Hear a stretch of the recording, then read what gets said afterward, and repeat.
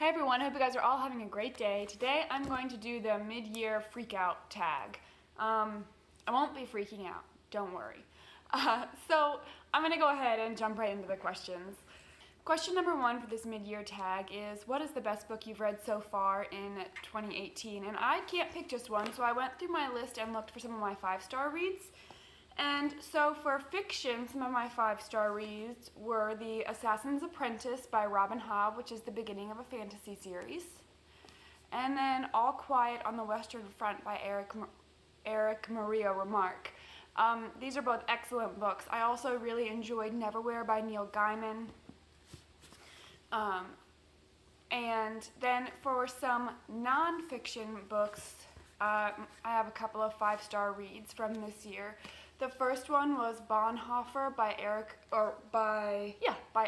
Metaxas. This is a biography about Dietrich Bonhoeffer, who was a pastor and a theologian and a spy during World War II, and he was involved in an assassination attempt against Hitler.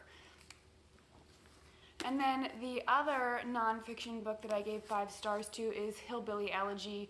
This is just, I did a video on this book. I'll link it down below if you're interested. Actually, I did a little video on both of these. I'll link it down below if you're interested. It's a fantastic read. It really helped me understand a lot about my own background and about a section of the United States that is interesting and unique, I suppose, and just means a lot to me. Question number 2 is, what is the best sequel you've read this year? And I looked through my list. I didn't read a lot of sequels, but I think the best one I read was Royal Assassin by Robin Hobb. This is the second book in the Farseer trilogy. It follows Assassin's Apprentice here. So these are both really excellent reads. Question number 3 is, name a new release that you haven't read yet but are excited to read. And for me, that is Kristin Hannah's The Great Alone.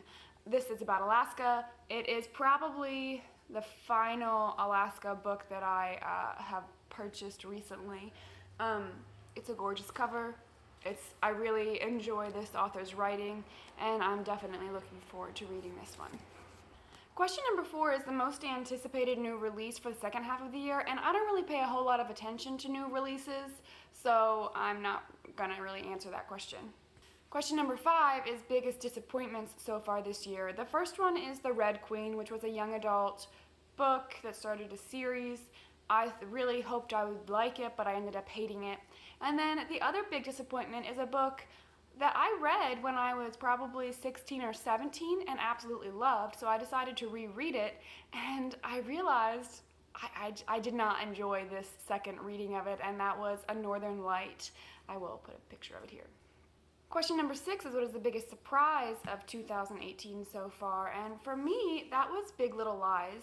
I asked for this for Christmas because it was all over the place at the time, and I thought it looked interesting. Plus it was an HBO series, and I thought I wanted to watch the series, but I think you should read the book first. So I asked for the book for Christmas, and when I bought it, or when I was given it, I thought it was just going to be some, pop bestseller. And it is a pop bestseller, but it's also really, really excellent. I love Liane Moriarty's writing. I think she handles really deep topics in a way that makes them accessible without denying any of their truth. And so I definitely recommend it if you enjoy sort of murder mysteries that are well written and funny and also talk about really important topics. This one in particular has a lot to do with family, what it means to be a wife and a mother, rape, abuse, across different classes per se. So it was very good, and I really enjoyed it, and it was definitely a surprise for me. I thought it was just going to be like maybe a 3-star read, and it was a 5-star read. Question number 7 is new favorite authors, and I think for right now my new favorite authors are Neil Gaiman, who wrote Neverwhere, and Robin Hobb, who wrote the Farseer trilogies and other fantasy novels. I had never read or really even paid much attention to either of those authors before this year. I've read them for the first time this year and will absolutely continue to read more books that they publish and have already published. Question number 8 is newest fictional crush. I don't have one. There's a lot of characters I like, but I don't really have a crush on any of them. Question number 9, slightly related, newest favorite characters, and I have a few.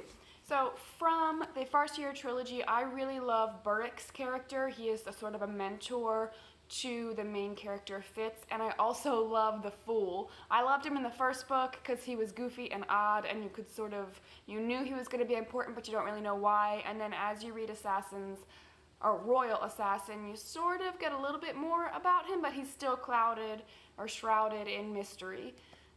So I really enjoy Burrick and the Fool from this series. And then from Neverwhere, I love the Marquis de Carabas. I think I'm saying his name right. He is hilarious and witty and sharp. I really enjoy his character. Number 10, a book that made you cry. That would be What Alice Forgot, which is also a Liane Moriarty book.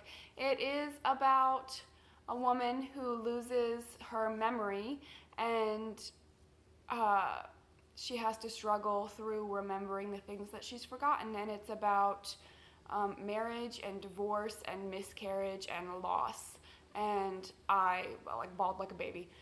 So there's that. And then number 11, a book that made you happy, that would be A Man Called Ove. Now, to be fair, this book also made me cry, but it also made me so happy. It was beautifully written, the characters were fantastic. I have nothing negative to say about that book at all.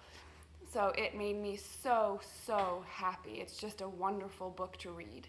Number 12 is the favorite book to film adaptation that I saw this year, and I didn't see many. I think my favorite one was Murder on the Orient Express, which technically I didn't even finish because I got sick halfway through and I was falling asleep, so I never finished it. But what I saw of it, I enjoyed. Does that count?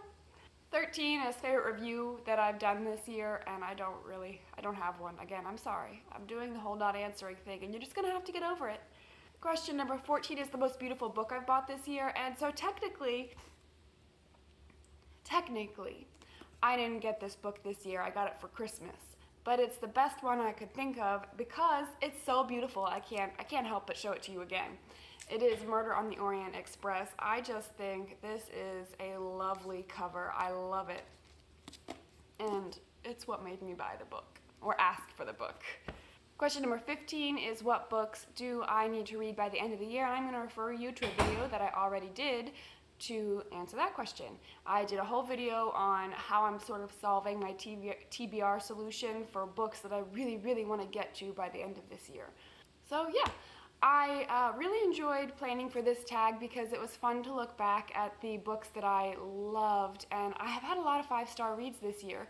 So it was great to look back at my spreadsheets and Goodreads and things like that. And if you have not done this tag yet, feel free to do it because I think it's a great tag. And that's all I have for today, guys. I hope you all have a great day. Thanks. Bye.